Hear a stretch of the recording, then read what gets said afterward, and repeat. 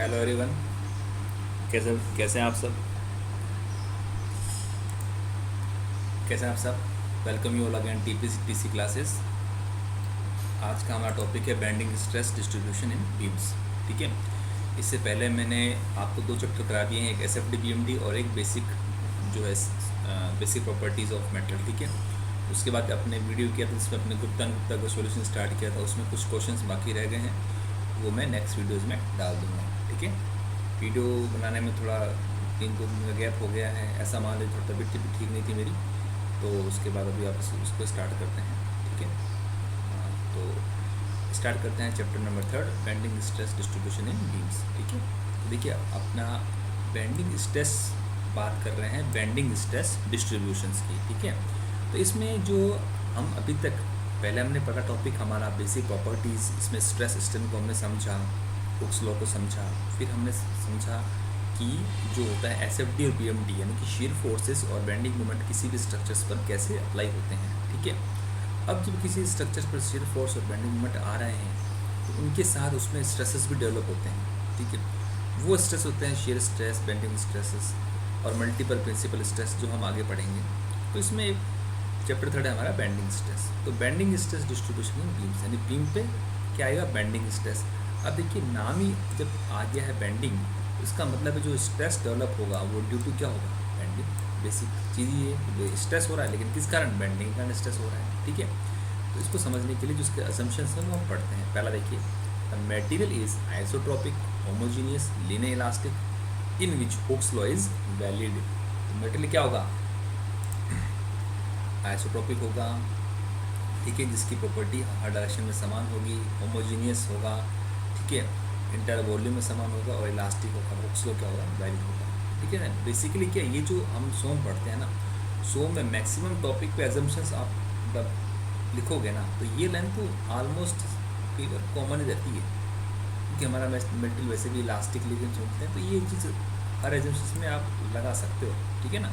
उसको ध्यान रखना। ठीक है। नेक्स्ट चलते हैं अपने, A plane section before bending remains plane after the bending. It means the distribution of normal strain and normal stress due to bending is linear from 0 at neutral axis to maximum at the surface. ठीक है। देखो इसको हिंदी में क्या बोलेंगे कि कोई section है, कोई प्लेन सेक्शन है, वो अगर बेंडिंग से पहले, ठीक है ना, ये plane section before bending remain plane after bending. कोई प्लेन सेक्शन, कोई यानी कोई भी सेक्शन बेंडिंग से पहले प्लेन था तो बेंडिंग के बाद भी वो प्लेन ही रहता है। यानी कि स्ट्रेस और स्ट्रेन का जो होता है डिस्ट्रीब्यूशन यानी वितरण, वो एक समान होता है। इसे क्या बोलते हैं, बर्नौली असम्पशन कहते हैं। ठीक है। ये मैंने काफ़ी बार बताया है। ठीक है। इसको वापस एक बार समझते हैं। देखिए लेट सपोज ये आपकी कोई बीम है। ठीक है। और ये बीम आपकी मान ला मैंने क्या है, सिंपली सपोर्ट है, यहाँ पे हिंज सपोर्ट है और यहाँ पे मान लो क्या है, रोलर सपोर्ट। ठीक है। अगर बात करें इस बीम की, तो बीम का हमने लाइन डायग्राम बनाया है। ठीक है। इस मान लो कोई सपोज कोई लोडिंग यूडी लग रही है। ठीक है। लोड है W और स्पान है इसका L। ठीक है। अब इस बीम को अगर मैं आपको सेक्शन बना के दिखाऊँ, लेट सपोज ये बीम का डायग्राम ये है बीम। ये बीम ये हो गई। ठीक है। और ये हो जाएगी इसकी सेंटर पॉइंट है, तो इसकी हो जाएगी ये न्यूट्रल एक्सिस। ठीक है। अब आपको बताएं इसका जो हम बीएमडी बनाते हैं, बीएमडी, इसका बीएमडी कैसे बनता है ये सभी को पता है। ठीक है। नहीं मैं आपको बता चुका हूँ, यूडी लोड होगा तो बीएमडी इसका कैसे बनेगा, पैराबोलिक बनेगा ऐसा। तो यहाँ पे क्या होगा, 0। ठीक है। और बीएमडी कैसे आया था, ये ऐसा आया मोमेंट, दोनों तरफ क्या सैगिंग मोमेंट था, इसलिए पॉजिटिव हुआ था। ठीक है। तो देखिए अगर ये यहाँ पे सैगिंग मोमेंट, ये वाला मोमेंट जनरेट होता है, तो न्यूक्लियस के ऊपर क्या होता है, कंप्रेशन, नीचे क्या होता है, टेंशन। ठीक है। तो यहाँ पर भी ये मोमेंट जनरेट होगा, तो क्या होगा, न्यूक्लियस के ऊपर तो कंप्रेशन हो रहा है, नीचे क्या हो रहा है, टेंशन। तो यहाँ तो सेक्शन कंप्रेस होगा और यहाँ सेक्शन कर लेगा। ठीक है। लेट सपोज हमारा, इसको देखो नीचे वाला डायग्राम आप इसको और बच्चों को समझना है। देखो लेट सपोज हमारी बीम ये भी सेक्शन हमारा है 1, 2 और 3 और ये है 4, 5, 6। अब देखिए यहाँ पे कंप्रेशन हो गया और यहाँ पे टेंशन हो गया। दैट मीन्स यहाँ पे सेक्शन कंप्रेस हुआ है, तो 1 से क्या हो गया, 1 डैश हो गया, इधर आ गया। यहाँ पे 4 से 4 डैश और यहाँ क्या हो गया, एक्सपेंड। ठीक है। 3 से 3 डैश और 6 से 6 डैश। आप देखोगे ऊपर क्या हो रहा है, इसको बोलते हैं ना कॉनकेव, नीचे कॉन्वेक्स, तो इसको बोलते हैं हम सैगिंग मोमेंट। अब इसमें देखिए हमारा सेक्शन था 1 2 3, 1 2 3, ये बेंडिंग से पहले प्लेन था ऐसा सीधा, और बेंडिंग के बाद भी क्या रहा, ये प्लेन ही रहा। दैट मीन्स क्या हुआ है कि जितना स्ट्रेस हुआ है उतना ही स्ट्रेन हुआ है। जितना सपोज ये अगर स्ट्रेन है, ये स्ट्रेस है, तो ये दोनों का वेरिएशन क्या, लीनियर है, इसलिए से बोलते हैं क्या,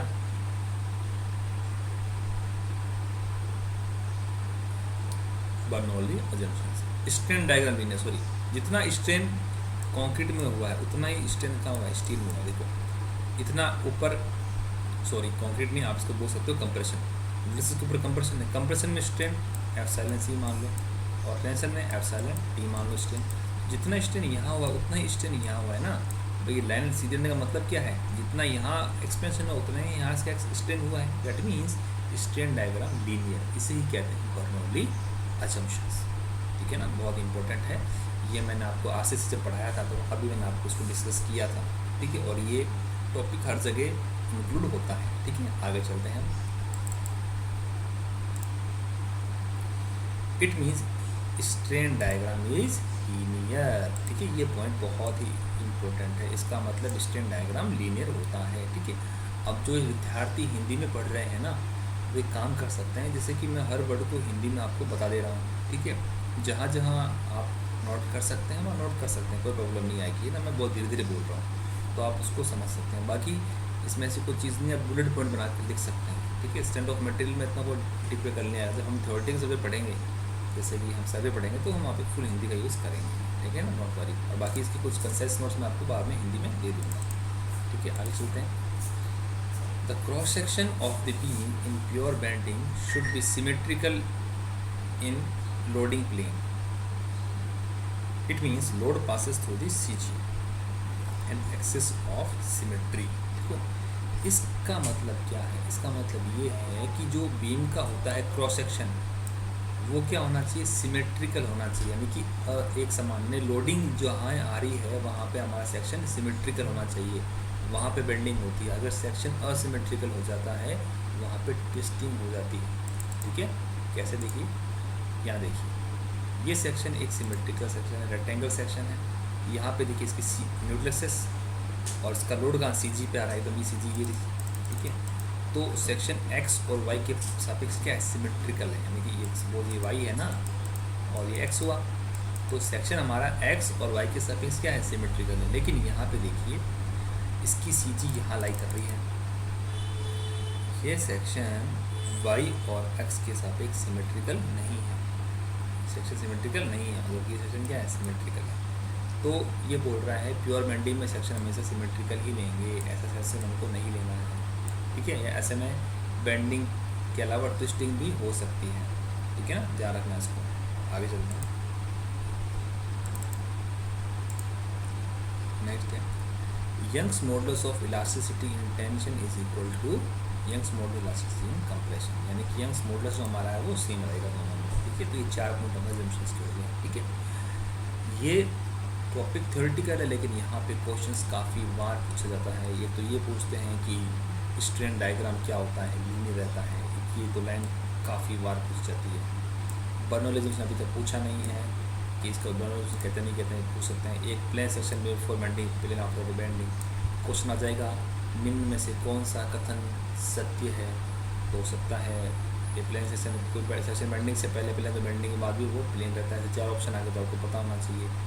ठीक है, कई बार 2-3 स्टेटमेंट जाके कुछ और पूछ ले तो ही पता होना चाहिए। तो स्टेटमेंट वाले क्वेश्चंस में आपको ये थ्योरेटिकल बहुत ही काम आने वाला है, तो आप इसको ध्यान से पढ़िएगा। ठीक है, आगे चलते हैं।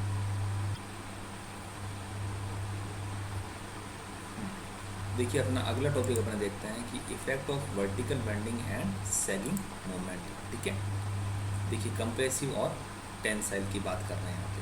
तो देखिए सिंपल सी बात है, हमारा जो सैगिंग मूवमेंट आता है हमको पता ही है, तो यहाँ पे क्या होता है, कंप्रेशन, और यहाँ पे क्या होता है, टेंशन होता है।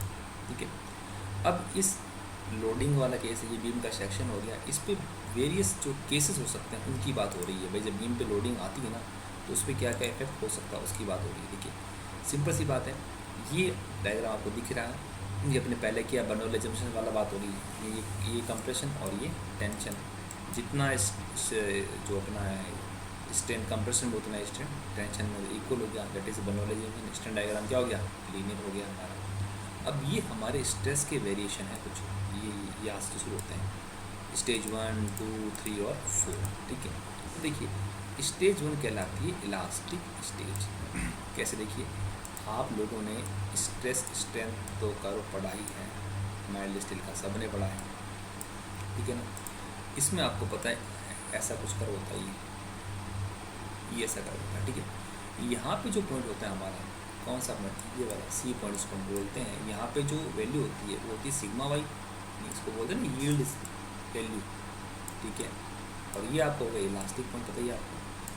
पहले स्टेज में बोला इलास्टिक स्टेज, इसका मतलब क्या है, सिग्मा मैक्सिमम, यानी कि जब सेक्शन पे लगने वाला बेंडिंग स्ट्रेस है वो सिग्मा वाई से क्या है, कम है, इस वैल्यू से कम है, उसे बोलेंगे इलास्टिक स्टेज। यानी कि अगर वापस मोमेंट वाले लोड को हटाएंगे तो सेक्शन अपनी पोजीशन में वापस आ जाएगा, ठीक है।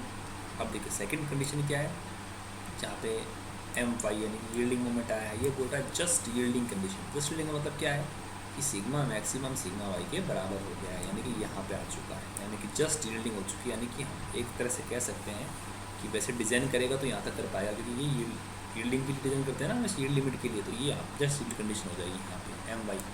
यहाँ पे एम वाई की वैल्यू भी हम आगे बता देंगे क्या आती है।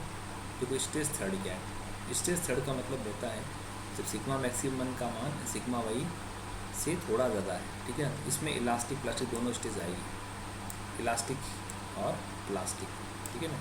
तो इलास्टिक तो ये होगी, तो प्लास्टिक ये वाली, ये स्टेन वाली वैल्यू इसकी बात कर रही है। और स्टेज 4 में क्या है, फुल्ली प्लास्टिक है, टोटल प्लास्टिक, ऐसा रेक्टेंगल बन गया, ठीक है। डिज़ाइन तो हमेशा भी यहीं तक के लिए करते। सबसे खतरनाक कंडीशन ये होती है कि यहाँ पे देखिए स्ट्रेस का वेरिएशन देखिए, रेक्टेंगल है, ब्लॉक है, सेम वेरिएशन है। यहाँ पे स्ट्रेस देखिए 0 और मैक्सिमम के रूप में वेरी कर रहा है, तो मल्टीपल जब स्ट्रेसेस जनरेट होते हैं तो ये सेक्शन जल्दी फेल हो जाएगा और ये फेल नहीं होगा, तो ये आप ध्यान रखना, ठीक है। अब आगे चलते हैं अपने, देखिए के सेकंड में क्या है, एम वाई है, यानी कि elastic moment of resistance, yield बोल देंगे इसे। और केस फॉर्म में कौन सा, प्लास्टिक मोमेंट ऑफ रेजिस्टेंस, ठीक है। चलते हैं, अब ये टॉपिक है जो चैप्टर 1 का कुछ पार्ट है, या तो पहले मैंने बता रखा है या नहीं बताया, तो इसको आप यहाँ से कवर कर लेना। इसमें कुछ जो बिहेवियर ऑफ मेटल है, डिपेंड ऑन स्ट्रेस स्ट्रेन करो माइल्ड स्टील, उसके कुछ वैल्यूज़ हैं जो आप ध्यान रख सकते हैं। लीनियर देखिए, लीनियर वेरिएशन हो रहा है, यहाँ पे अब सेकंड हम बात करें तो नॉन लीनियर वेरिएशन हो रहा है, यहाँ इलास्टोप्लास्टिक वेरिएशन हो रहा है, ठीक है। यहाँ पे हो रहा है परफेक्ट प्लास्टिक और यहाँ पे इलास्टोप्लास्टिक विद स्ट्रेन हार्डनिंग, ये देखिए, ठीक है। और ये आइडल फ्लूइड आइडल रिजिड हो गया, ठीक है, ये ध्यान रखना इसको। स्ट्रेन हार्डनिंग मतलब ये हो गया ना, ये स्ट्रेन करो, आपको पता ही है ऐसा, ये हो गया स्ट्रेन हार्डनिंग होती है, ये स्ट्रेन हार्डनिंग उसने ऐसे शो कर दिया, ठीक है।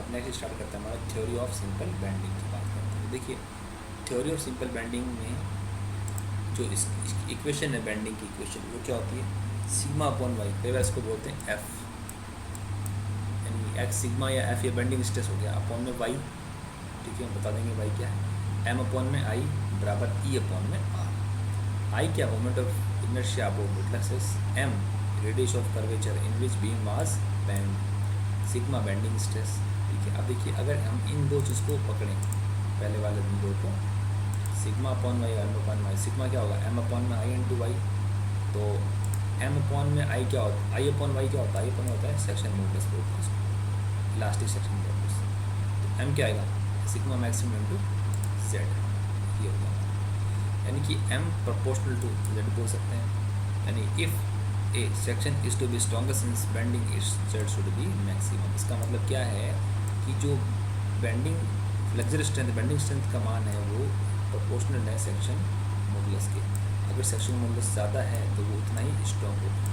बहुत इंपॉर्टेंट पॉइंट ऑफ व्यू है ये, बहुत इंपॉर्टेंट, ठीक है। आगे देखिए, similarly for plastic moment M P, हालांकि प्लास्टिक मोमेंट हम स्टील में पढ़ते हैं, स्टील में ये टॉपिक और निखर के आता है, वहाँ हम इसको और ढंग से पढ़ते हैं, यहाँ पे इसको खाली आपको याद रखने के लिए, चीज़ समझने के लिए बता देता हूँ। यहाँ पे प्लास्टिक मोमेंट में होता है सिग्मा वाई, ठीक है, यहाँ पे सिग्मा वाई होता है और यहाँ होता है जेड पी। इसको बोलते हैं क्या, plastic section modulus. Ratio of Z P upon Z, इसको बोलते हैं शेप फैक्टर।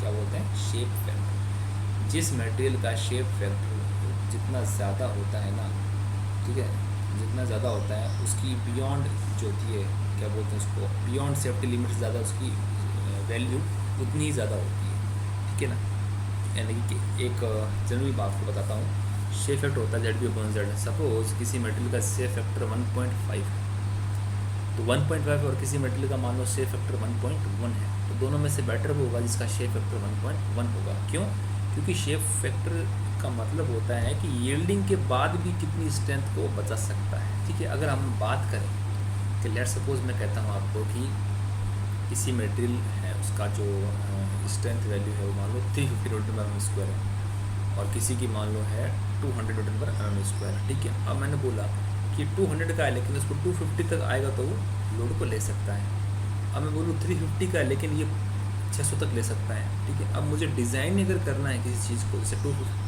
250 रेंज होगी, मुझे डिज़ाइन करना है 220 का, कोई दिक्कत नहीं है। अब 300 से लेकर 600 तक की रेंज है, अब मुझे डिज़ाइन करना है 320 का, तो वो जो उसने 300 से 600 की रेंज का जो स्ट्रेंथ को अपने स्टोर कर रखा है, उस स्टोर का कोई वैल्यू मतलब क्या रहा, मतलब कुछ नहीं रहा। इसका मतलब यही है कि जिसका शेप फैक्टर जितना कम होता है वो मटेरियल उतना ही, सेक्शन उतना ही अच्छा होता है। शेप फैक्टर सेक्शन का निकालता है, वो सेक्शन उतना ही स्ट्रॉन्ग अच्छा होता है, ठीक है, ध्यान रखना चीज़ को। Next, combined effect of action and bending, ठीक है। अब देखिए आपको सिंपल सी पता है, बात करेंगे कंबाइंड इफेक्ट क्या होता है, ठीक है। सपोज ये हमारा कोई ब्लॉक है, इसको ये ब्लॉक बना रखा है, मैं इसको वापस आपको बता देता हूँ, ये हमारा कोई ब्लॉक हो गया, ठीक है। देखिए अब ये कोई हमारा मान लो प्रिज्मेटिक सेक्शन है, ठीक है। अब इसकी सेक्शन है ना, ये क्यूब है, इसके तो 3 हो गए सेक्शन हो गए ना, एक्स, ये एक्स मान लो, ठीक है, ये जेड हो गया और ये हो गया हमारा वाई, ठीक है ना, एक्स वाई जेड। अब ये पी, ये पी फोर्स लग रहा है। अब देखिए इसमें ध्यान रखना, ये होती है जेड और वाई डायरेक्शन और ये होती है एक्स डायरेक्शंस। अगर आपको ये बेसिक चीज़ पता है कि भाई बेंडिंग जो होती है हमेशा, ये मैंने आपको पहले भी बताया, पिछले वीडियोस में मिल जाएगा आपको चैप्टर 1 में, कि भाई जो बेंडिंग स्ट्रेस होता है वो होता है हमेशा ट्रांसवर्स डायरेक्शन में। भाई अगर मान लो रोटेशन, यू रोटेशन हो रही है एक्स डायरेक्शन में, जैसे कि हम गाड़ी का स्टीयरिंग घुमाते हैं, तो वहाँ आता है टॉर्जन। जब एक्स डायरेक्शन रोटेशन होता है वहाँ टॉर्जन होता है, और जब रोटेशन होता है या तो मान लो इस वाई डायरेक्शन में, ठीक है, इस तरह से, या जेड डायरेक्शन में होता है वो रोटेशन, ठीक है ना, कैसे कर लो चाहे आप, तो ये रोटेशन ऐसा होता है, तो इसको बोलते हैं हम बेंडिंग। यहाँ पे बेंडिंग वाई और जेड डायरेक्शन में होगी और ट्विस्टिंग होगी एक्स डायरेक्शन में, ठीक है। अब देखिए डायरेक्ट स्ट्रेस आपको पता ही है, डायरेक्ट स्ट्रेस क्या होता है, फोर्स अपॉन एरिया, सिंपल सी बात है, ये ना डायरेक्ट, ये पी अपॉन ए, ठीक है। अगर टेंसाइल है बाहर की तरफ निकल रहा है तो पॉजिटिव ले लो, अंदर की तरफ आ रहा है तो नेगेटिव हो जाएगा वो, ठीक है, ध्यान रखना इसको। अब नेक्स्ट देखिए हमारा इसमें, अब वेरिएशन देखिए, वेरिएशन को समझिए आप। देखिए पहले आपको सिर्फ इन 2 चीज़ों को ही समझना है, सिर्फ इन 2 को। देखिए सिग्मा डी क्या होता है, डायरेक्ट स्ट्रेस टी अपॉन में, और सिग्मा बी बेंडिंग स्ट्रेस क्या होता है, वही एम अपॉन में आई इंटू वाई, यानी एम अपॉन में जेड बोल सकते हैं इसको, ठीक है।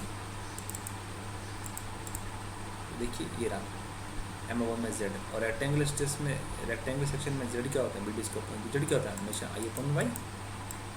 आई रेक्टेंगल कितना होगा, बी डी के अपॉन 12, और जेड वी बाई 2, तो बी डी इसको अपॉन 6 हो जाएगा, ये सेक्शन मॉडुलस का नाम। देखिए यहाँ पे ये तो रहा इसका वेरिएशन, टेंसाइल फोर्स लग रहा है, दिख रहा है आपको टेंसाइल फोर्स, और ये है तो बेंडिंग स्ट्रेस।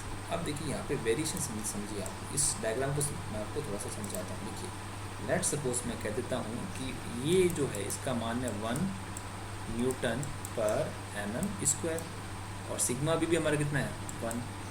अब ये यहाँ पे माइनस प्लस, तो माइनस प्लस हो, तो minus plus 1 Newton per annum square, ठीक है, स्क्वायर एनम स्क्वायर। अब देखिए पहला केस क्या बोल रहा है, देखिए इन दोनों को अगर ऐड करो, तो सिग्मा डी ये होगी इसकी N A neutral x x हो जाएगी इसकी, ठीक है। अब देखिए न्यूट्रल एक्सिस के ऊपर तो क्या है, या तो पूरा टेंशन ही प्लस ले ली, लेकिन यहाँ देखिए कंप्रेशन है और यहाँ टेंशन है, तो मैंने बोला इन दोनों को ऐड करना है। तो देखिए ये 1 प्लस का और ये माइनस का 1, ठीक है। यानी देखिए समझो ना इसको, ये प्लस का 1 और ये माइनस का 1, अगर इन दोनों को जोड़ पे 1 माइनस 1 क्या हो गया, यानी sigma D minus sigma B. अब ये वैसे माइनस कर रहा है, हम अगर इसको आप प्लस कर दो, अगर इसको आप माइनस करोगे तो ये बन जाएगा। मैं जो बोल रहा हूँ आपको सीधा आप इन दोनों को ऐड ही करना है, लेट सपोज। तो देखिए प्लस का 1 और माइनस का 1 0 हो गया, प्लस का 1 प्लस का 1 2 हो गया। यानी कि इस कंडीशन में क्या न्यूट्रल कहाँ शिफ्ट होगी, एकदम टॉप पे चली गई, ठीक है।